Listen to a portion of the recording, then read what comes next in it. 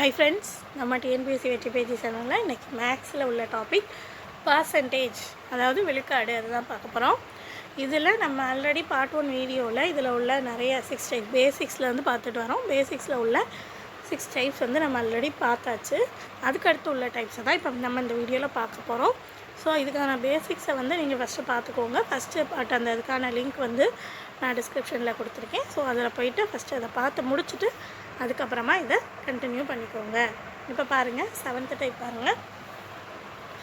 கொஞ்சம் வந்து உங்களுக்கு முதல்ல நீங்கள் பார்த்தது நார்மல் சின்ன சின்னதாக இருந்தது இல்லையா? இப்போ அதுக்கு அடுத்த ஸ்டேஜில் வந்து உங்களுக்கு கொஷின் சொல்கிற மாதிரி இருக்கும். பாருங்கள், first example. If 15% of 40 is greater than 25% of a number by 2, then the number is, அதாவது ஒரு எண்ணுடைய 25% விட 40-15% உடைய மதிப்பு 2 கூடுதலாக இருந்தது அப்படின்னா அந்த எண் என்ன? அதாவது ஒரு எண் இருக்குன்றாங்க, அது எப்படி இருக்கா? கூடுதலாக இருக்கும். அதாவது நம்ம போன சால்வ் பண்ணுறது எல்லாமே ஃபஸ்ட்டு நம்ம பார்த்தோம் இல்லையா? அதே தான். கொஞ்சம் நம்ம இந்த மாதிரி சம்மா கொடுக்கும்பொழுது அதை நம்ம புரிஞ்சு பண்ணணும். ஸோ இப்போ பாருங்கள், 15% அப்படின்னா என்னது? 15%னா 15/100, ஆஃப்னா இன்ட்டு, அப்போ 40. இது வந்து எப்படி இருக்கும்? அதிகமாக இருக்கும். அதிகமாக இருக்குன்னா இதுலேருந்து அந்த நம்பரை மைனஸ் தானே பண்ணணும். குறைவாக இருக்குன்னா ப்ளஸ் பண்ணுவோம். அப்போ அதிகமாக இருக்குது. அப்போ இந்த இடத்துல என்ன செய்யணும்? இதுதான் அதிகமாக இருக்குது. இஸ் கிரேட்டர் தேன், எதை விட அதிகமாக இருக்கான்? 25% ஆஃப் ஏ நம்பர். அது ஆஃப் ஏ நம்பர் வந்து என்னென்னு தெரியாது, அதை தான் கண்டுபிடிக்கணும். எவ்வளவு கூடுதல் அதிகமாக இருக்குது? 2 கூடுதல் அதிகமாக இருக்குது. அப்போ ஈக்குவல் டு 2. இப்போ என்ன செய்யணும்? இதை சால்வ் பண்ணால் நமக்கு என்ன செஞ்சிடும்? ஆன்சர் கிடச்சிரும். இப்போ பாருங்கள், ஒரு 0க்கு ஒரு 0 கேன்சல். இங்கே 3 ஆயிரும். 2 இதை கேன்சல் பண்ணிங்கன்னா இங்கே 2. அப்போ இங்கே என்ன ஆயிரும்? 6 ஆயிரும். ஸோ இந்த 6ஐ இந்த இதை அப்படி வச்சுருங்க. இங்கே இதை கேன்சல் பண்ணிங்கன்னா இங்கே 1 ஆயிரும், கீழே 4. இப்போ இந்த இதை இங்கே கொண்டு வாங்க. அப்போ இங்கே ஆல்ரெடி நமக்கு 3 × 2 என்ன இருக்குது? 6. இந்த +2 இங்கே வரும்போது -2 ஆயிருமா? ஈக்குவல் டு இதை இங்கே கொண்டு போயிருங்க. இந்த சைடு கொண்டு வந்தீங்கன்னா x/4ன்னு வரும். x/4ன்னு வரும். அப்போ இதை சால்வ் பண்ணிங்கன்னா x = 6 - 2 எவ்வளவு? 4. இந்த 4 இங்கே வரும்போது மல்டிப்ளிகேஷனில் வந்துடும். அப்போ 4 × 4 எவ்வளவு? 16. இதுதான் நமக்கு ஆன்சர். ஸோ இந்த மாதிரி சம்மா கொடுப்பாங்க. நம்ம கொஞ்சம் என்ன செய்யணும்? இந்த கொடுத்துருக்கதை நல்லா அண்டர்ஸ்டாண்ட் பண்ணி போட்டோம்னாலே ஆன்சர் கரெக்டாக வந்துடும். அடுத்து பாருங்கள், what is the value of 3/4 of 60% of 48? என்ன சொல்கிறாங்க?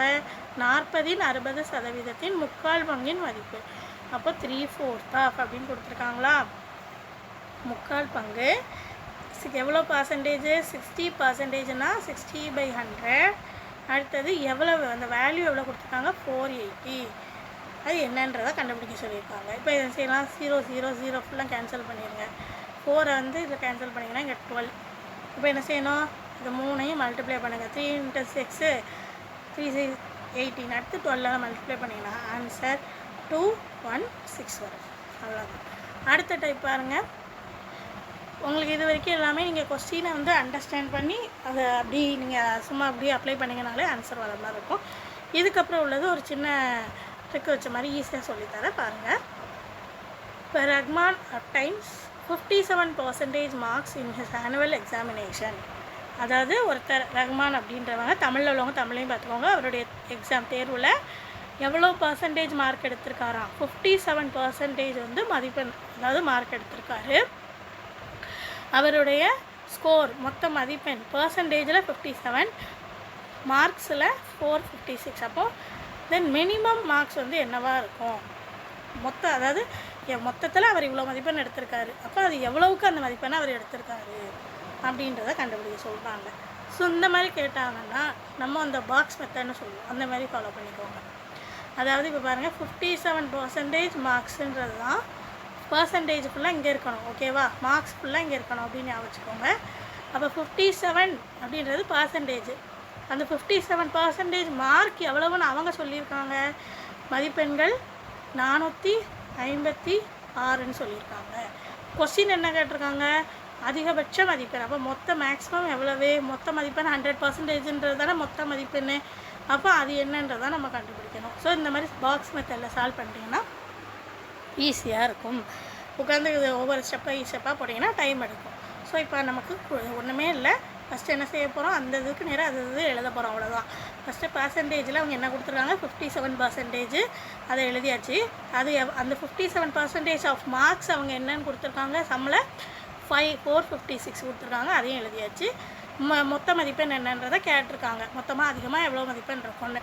அப்போ அதுதான் 100%. அப்போ அந்த இதை தான் நம்ம என்னென்னு கண்டுபிடிக்க போகிறோம். ஸோ அது எக்ஸ்ன்னு எடுத்தாச்சு. இப்போ இதை என்ன செய்யணும், சால்வ் பண்ணணும். ஸோ இதை நம்ம 57 இருக்கு இல்லையா, இது இந்த என்ன டேபிளால் போகணும்னு பார்த்தீங்கன்னா 8 டேபிளால் போயிடும். இல்லை நீங்கள் 3லேருந்து ஒவ்வொன்றா டைப் அடிச்சு வந்தீங்கன்னா கடைசி இந்த ஆன்சர் கிடச்சிடும். ஸோ போட்டிங்கன்னா அப்போது இதுக்கப்புறம் என்ன செய்யணும், இதையும் இப்படி கிராஸ் மல்டிப்ளை பண்ணுவோம். இங்கே 1 இருக்கா, 57 கல் பண்ணணும், இங்கே 1 இருக்குது. அப்போ 1 × x அதான் எழுதியிருக்கேன். ஈக்குவல் டு இது ரெண்டையும் கிராஸ் மல்டிப்ளை பண்ணிங்கன்னா இங்கே 100 இருக்குது, இங்கே 8 இருக்குது. அப்போ 8 × 100 எவ்வளவு, 800. அதுதான் ஆன்சர், முடிஞ்சுது. ஸோ இந்த மாதிரி பாக்ஸ் மெத்தடில் போட்டிங்கன்னா ஈஸியாக இருக்கும். அடுத்து பாருங்கள், என்னென்ன examination 35% of the students passed and 455 failed. How many students appear for the examination. அதாவது ஒரு எக்ஸாமில் 35% மாணவர்கள் என்ன செஞ்சுட்டாங்களாம், பாஸ் ஆகிட்டாங்களாம். 455 பேர் ஃபெயில் ஆகிட்டாங்களாம். கொடுத்துட்டு மொத்த மாணவர்கள் எவ்வளவு அப்படின்னு கேட்டிருக்காங்க. இப்போ போன சமூகம் இந்த சமூகம் ஒரே ஒரு சின்ன வித்தியாசம் என்னன்னு பார்த்தீங்கன்னா, போன சம்மில் இவ்வளோ பர்சன்டேஜ் தான் மார்க்கு, அந்த மார்க்கும் என்ன பர்சன்டேஜ்லேயும் கொடுத்து நம்பர்லேயும் கொடுத்துட்டாங்க, ரெண்டுலேயுமே கொடுத்துட்டாங்க. அப்போ நம்ம டேரெக்டாக அந்த பாக்ஸில் போட்டோம். இதில் ஒரு சின்ன வேலை பார்த்துட்டு போட போகிறோம். என்னென்னா இங்கே என்ன கொடுத்துருக்காங்க, எத்தனை ஸ்டூடெண்ட் பாஸான ஸ்டூடெண்ட்டோட இதை பர்சன்டேஜ்லேயும் ஃபெயிலான ஸ்டூடெண்ட்ஸோட இதை நம்பர்லேயும் கொடுத்துட்டாங்க. அப்போ ஒவ்வொரு இதுவும் ஒவ்வொரு இதில் இருக்குது. அப்போ நமக்கு இப்போது ஏதாவது ஒரு இதில் இருந்தால் தானே ரெண்டுமே சேமாக இருக்கணும் இல்லையா. ரெண்டு வேறு இருந்தால் நம்மளால் எப்படி கண்டுபிடிக்க முடியும். இப்போ இன்கேஸ் பாஸ் பர்சன்டேஜ் கொடுத்து பாஸான ஸ்டூடெண்ட்ஸோட நம்பரும் கொடுத்துருந்தாங்கன்னா நம்ம அந்த இதை ஈஸியாக போட்டிருக்கலாம். ஆனால் இங்கே ஃபெயிலான நம்பர் தான் கொடுத்துருக்காங்க. அப்போ நம்ம இதை வச்சு என்ன செய்யலாம் அப்படின்றத பார்ப்போம். ஃபஸ்ட்டு அங்கே நமக்கு தெரிஞ்சது ஃபெயிலான ஸ்டூடெண்ட்டோட நம்பர் தெரியும். ஆனால் இப்போ பாஸான ஸ்டூடெண்ட்டோட நம்பர் நம்மளால் ஈஸியாக ஃபஸ்ட்டு கண்டுபிடிக்க முடியுமான்னு பார்த்தீங்கன்னா முடியாது. ஆனால் பர்சன்டேஜ் ஈஸியாக கண்டுபிடிக்க முடியும். யார், ஃபெயிலானவங்களோடது. ஏன்னா நமக்கு டோட்டல் பர்சன்டேஜ்னால் என்னென்னு தெரியும், 100ன்றது தான் பர்சன்டேஜ்ன்றது தெரியும். இப்போ அவங்க கொஸ்டின் என்ன கொடுத்துருக்காங்க, பாஸான ஸ்டூடெண்ட்டோட பர்சன்டேஜ் 35 அப்படின்னு கொடுத்துட்டாங்களா. அப்போது இந்த 35 100லேருந்து கழிச்சா கிடைக்கக்கூடிய இந்த பர்சன்டேஜ் தான் நமக்கு ஃபெயிலான ஸ்டூடெண்ட்டோட பர்சன்டேஜா, புரிஞ்சுதா. அப்போது நம்ம என்ன செய்ய போகிறோம், 65%ன்றது தான் யார், ஃபெயிலான ஸ்டூடெண்ட்டுடைய பர்சன்டேஜ். ஆல்ரெடி சம்மில் நமக்கு என்ன கொடுத்துருக்காங்க, ஃபெயிலான ஸ்டூடெண்ட்டோட பர்சன்டேஜை நம்ம கண்டுபிடிச்சிட்டோம். சம்மில் ஃபெயிலான ஸ்டூடெண்ட்டுடைய நம்பர் என்னன்றதை கொடுத்துட்டாங்க. அடுத்தது மொத்த இது கேட்டிருக்காங்க, டோட்டல் எவ்வளவு 100% என்னன்றதை இப்போ நம்ம கண்டுபிடிக்க போகிறோம். ஸோ அதை எக்ஸ்ன்னு எடுத்தாச்சு. ஸோ இதுதான் சம்மு, புரிஞ்சுதா. போன சம்மில் டேரெக்டாக கொடுத்ததுனால டேரெக்டாக பாக்ஸில் போட்டுட்டோம். இங்கே டேரெக்டாக கொடுக்காததுனால அது என்னன்றதை நம்ம ஃபஸ்ட்டு கண்டுபிடிச்சிட்டு அதுக்கப்புறம் அப்ளை பண்ணியிருக்கோம். இப்போ இதை நம்ம சால்வ் பண்ணலாமா. இதை சால்வ் பண்ணோன்னா இதை 5 டேபிளில் போட்டிங்கன்னா 13, அடுத்தது இதை போட்டிங்கன்னா 91, அடுத்தது 13 டேபிளில் போட்டிங்கன்னா இங்கே 1 ஆயிரும், இங்கே 7 ஆயிரும். இப்போ இந்த இதை கிராஸ் மல்டிப்ளை பண்ணுவோமா. கிராஸ் மல்டிப்ளை பண்ணால் எக்ஸ் இன்ட்டு இங்கே 1 இருக்குன்னு அர்த்தம். அப்போ எக்ஸ் 1 × x எக்ஸு, இங்கே 100 × 7 இருக்குது. அப்போ 700. இதுதான் ஆன்சர், அவ்வளோதான். அடுத்தது பாருங்கள், வாட் பர்சன்டேஜ் ஆஃப், இவ்வளோ பர்சன்டேஜ் ஆஃப்னு வச்சு ஒரு கொஸ்டின் கேட்பாங்க. ஸோ அந்த மாதிரி கேட்டாங்கன்னா அதுக்கு ஈஸியாக அந்த ஃபார்முலா சப்ஸ்டிட்யூட் பண்ணால் ஆன்சர் வந்துடும். கொஸ்டின் என்ன, அந்த கொஸ்டினுக்கு டிவைடட் பை அதில் கேட்டிருக்க எதை கம்பேர் பண்ணி கேட்டிருக்காங்க அந்த கொஸ்டினில், அந்த கம்பேரிசனோட வேல்யூ × 100, அவ்வளோதான். இந்த ஃபார்முலாவில் போட்டோன்னா நமக்கு ஆன்சர் வந்துடும். ஸோ இதை வச்சு ஒரு சம் பார்க்கலாம். What percentage of 120 is 90. இப்போ அவங்க கொஸ்டின் என்ன கேட்டிருக்காங்க, 90ன்றது கொஸ்டின், 120 அதை கூட கம்பேர் பண்ணியிருக்காங்க. அப்போ 120 கீழே வரணும் × 100. இல்லை உங்களுக்கு எது கன்ஃபியூஸாக இருக்குது, கீழே வர்றது கன்ஃபியூஸாக இருக்குன்னா இந்த வாட் பர்சன்ட் ஆஃப் வருது இல்லையா, ஆஃப் பக்கத்தில் வரக்கூடிய வேல்யூ கம்பேரிசன் அப்படின்னு ஞாபகம் வச்சுக்கோங்க. அப்போ 90/200, 120 × 100. இதை சால்வ் பண்ணிடலாமா. 0 0 கேன்சல், இங்கே 3, இங்கே 4 ஆயிரும். இது ரெண்டையும் கேன்சல் பண்ணிங்கன்னா இங்கே 25. அப்போ 3 × 25 எவ்வளோ வரும், 75%. அவ்வளோதான் ஆன்சர். அடுத்த சம் பாருங்கள். அடுத்த டைப்பில் when a number is decreased by 25%, it becomes 120. Find the number. அதாவது ஏதோ ஒரு நம்பர் இருக்குது, அந்த ஏதோ ஒரு நம்பர் கண்டுபிடிக்க வேண்டியதை நம்ம எக்ஸ்னு வச்சுக்கிடுவோம். அப்போ தமிழில் அவங்க என்ன சொல்லுவாங்க, அந்த ஏதோ ஒன்று கண்டுபிடிக்க வேண்டிய என்ன 25% பர்சன்டேஜ் சேர்த்துக்கோங்க. 25% நம்ம குறைக்கிறோம் அப்படின்னா என்ன செய்கிறோம், அந்த நம்பரை என்ன செய்கிறோமா, 25%னால் என்னது 100 இல்லையா, 25% நம்ம குறைக்கிறோம் அப்படின்னா இட் பிகம்ஸ் 120, அதாவது 120 கிடைக்குது. அப்போ இதுதான் அதுக்குள்ளே இந்த ஸ்டேட்மெண்ட்டை நம்ம இப்படி தானே எழுத முடியும். எழுதியாச்சு. இப்போ நம்ம வந்து என்னை காண்கன்னு கேட்டிருக்காங்க. Find the number. கண்டுபிடிக்கலாமா, இதை வச்சு கண்டுபிடிச்சிடலாமா?